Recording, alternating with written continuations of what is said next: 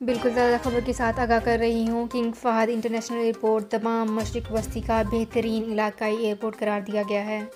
سعودی عرب کے King Fahd International Airport Dammam کو انٹرنیشنل ایئر ٹرانسپورٹ کی تنظیم اسکائی ٹریکس کی جانب سے دوسرے سال کے لیے مشرق وسطی کا بہترین علاقائی ایئرپورٹ قرار دیا، جبکہ مدینہ منورہ کے شہزادہ محمد بن عبدالعزیز انٹرنیشنل ایئرپورٹ نے دنیا کے بہترین ایئرپورٹس میں 52ویں پوزیشن حاصل کی۔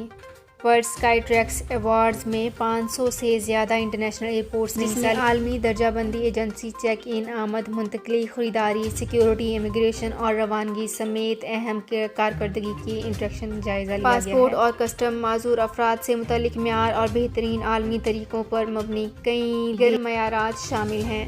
تو فرینڈز، یہ تھی میری آج کی ویڈیو کو زیادہ سے زیادہ فیس بک پیج پر شیئر کیجیے، شکریہ۔